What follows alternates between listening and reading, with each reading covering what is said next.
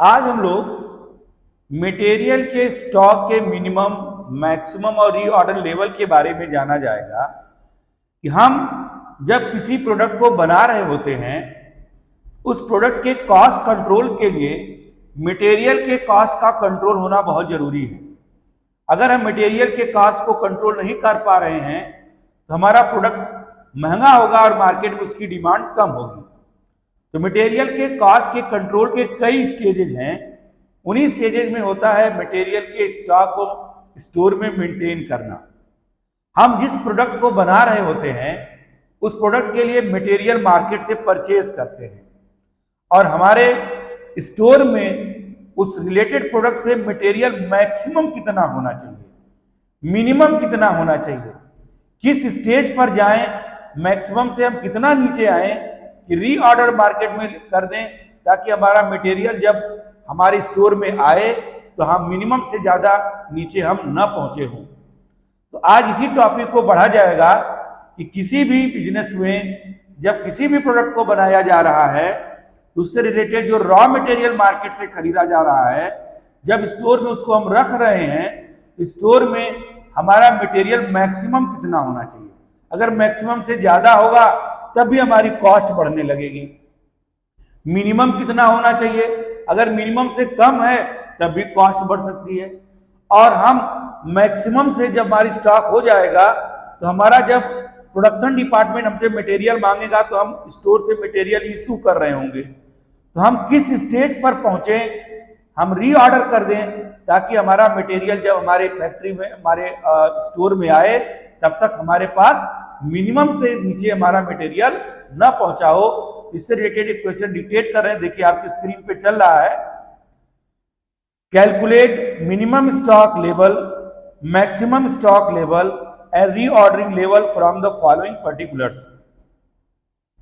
Maximum consumption 70 units per day. जिस product को हम बना रहे हैं हमारा प्रोडक्शन डिपार्टमेंट हमसे मैक्सिमम 70 यूनिट एक बार में मांग सकता है, मैक्सिमम उससे ज्यादा वो नहीं मांग सकता। Normal consumption 40 units per day और लिखा है फिर minimum consumption 30 units per day. वो मैक्सिमम 70 यूनिट्स हमसे मांग सकता है, मिनिमम 30 यूनिट, ज्यादा से ज्यादा 70 और कम से कम 30 के बीच में हमसे डिमांड करता रहता है।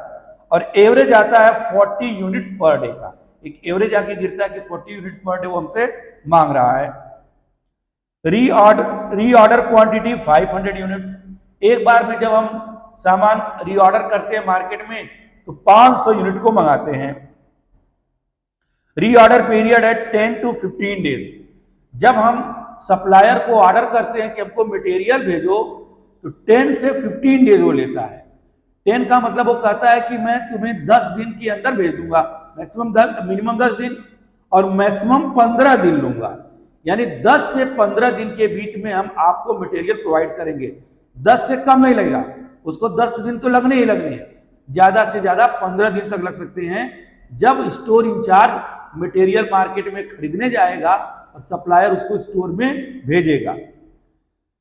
नॉर्मल रीऑर्डर पीरियड दिया है 12 डेज। तो पहले इस क्वेश्चन को अच्छे से नोट कर लें, हम इसके सोल्यूशन पे चल रहे हैं। नोट, हर क्वेश्चन इजीली नोट किए हैं, एक ही बार में क्वेश्चन समझ में आ जाएगा।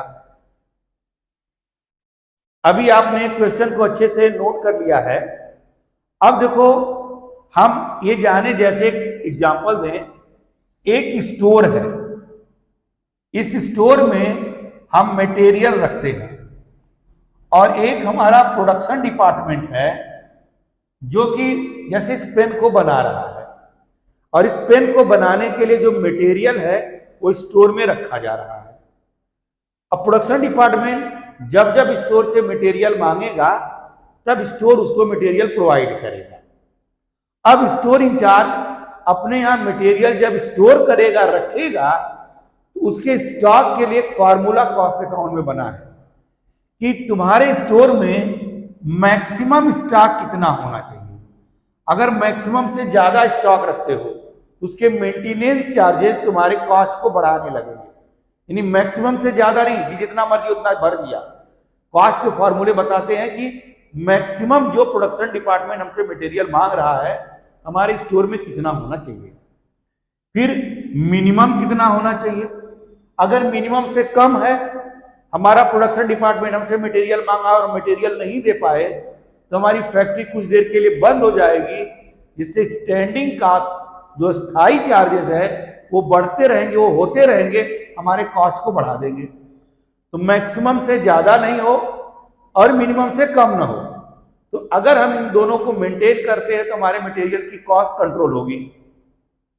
हम मैक्सिमम से हमारा प्रोडक्शन डिपार्टमेंट मांग रहा हो, हम दे रहे होंगे।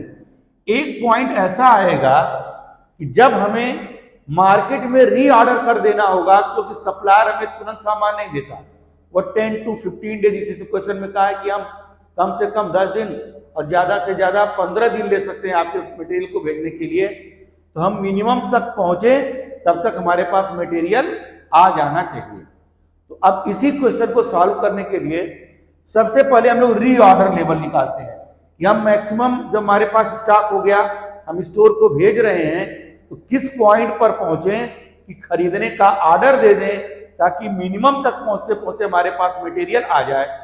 तो उसका फॉर्मूला है रीऑर्डर लेवल का मैक्सिमम कंजम्पशन। हम मैक्सिमम कंजम्पशन कितना एक दिन में कर रहे हैं, और मैक्सिमम रीऑर्डर पीरियड, जब हम सप्लायर को ऑर्डर कर रहे हैं तो सप्लायर मैक्सिमम कितने दिन में हमें मटेरियल पहुंचा देगा। तो रीऑर्डर लेवल हुआ मैक्सिमम कंजम्पशन 70 यूनिट्स और मैक्सिमम रीऑर्डर पीरियड 10 to 15, कम से कम 10 दिन लेगा, अधिक से अधिक 15 दिन। तो 15 में मल्टीप्लाई किया, आया 1050 यूनिट्स, यानी हम मैक्सिमम से 1050 यूनिट्स हमारे पास बची रहेगी, हम रीऑर्डर कर देंगे ताकि दोबारा हमारे पास मटेरियल आ जाए। मिनिमम स्टॉक लेवल, यानी हमारे पास मिनिमम कितना रहना चाहिए, उसका फॉर्मूला रीऑर्डर लेवल जो अभी आपने निकाला है, reorder level minus normal consumption into normal reorder period. तो नॉर्मल कंजम्पशन का मतलब होता है maximum consumption plus minimum consumption upon 2। Normal reorder period का मतलब होता है maximum reorder period minimum reorder period को ऐड करके 2 से डिवाइड कर देंगे।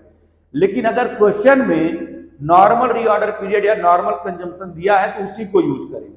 कभी कभी क्वेश्चन में नॉर्मल कंजम्पशन या नॉर्मल रीऑर्डर पीरियड नहीं देता है, तो जितना मैक्सिमम कंजम्पशन होगा, जितना मिनिमम कंजम्पशन होगा, जोड़ लीजिएगा, उसको 2 से डिवाइड कर दीजिएगा। नॉर्मल रीऑर्डर पीरियड में मैक्सिमम रीऑर्डर पीरियड और मिनिमम रीऑर्डर पीरियड को ऐड करके 2 से डिवाइड कर देंगे, लेकिन इसमें सीधे दिया हुआ। तो हमारा फॉर्मूला है रीऑर्डर लेवल। तो रीऑर्डर लेवल आया 150 यूनिट,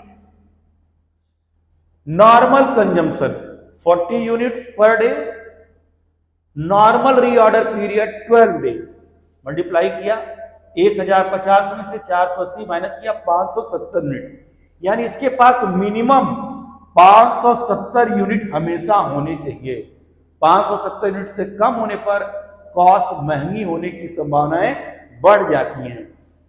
फिर maximum stock level, reorder level जो आपने पहले कैलकुलेट किया हुआ है, प्लस रीऑर्डर क्वांटिटी, क्वेश्चन में दिया रहेगा कि हम एक बार में कितने ऑर्डर की क्वांटिटी मंगाते हैं, minus minimum consumption into minimum reorder period. तो देखो रीऑर्डर लेवल दिया है 1050, रीऑर्डर क्वांटिटी क्वेश्चन में दिया है 500 यूनिट, नॉर्मल जो हमारा मिनिमम कंजम्पशन, एक दिन में हमारी जो फैक्ट्री मिनिमम कंज्यूम्ड करती है रॉ मटेरियल 30 यूनिट, और हम मिनिमम रीऑर्डर पीरियड हमारा मिनिमम 10 दिन लगाता है वो, और इसको जब सॉल्व किया था 1250 यूनिट, यानी इसके पास 1250 यूनिट मैक्सिमम रहनी चाहिए। तो 1250 यूनिट में से हम मैक्सिमम वो 70 मांग रहा होगा, मिनिमम 30 मांग रहा होगा, एवरेज 40 हम बार बार भेज रहे होंगे।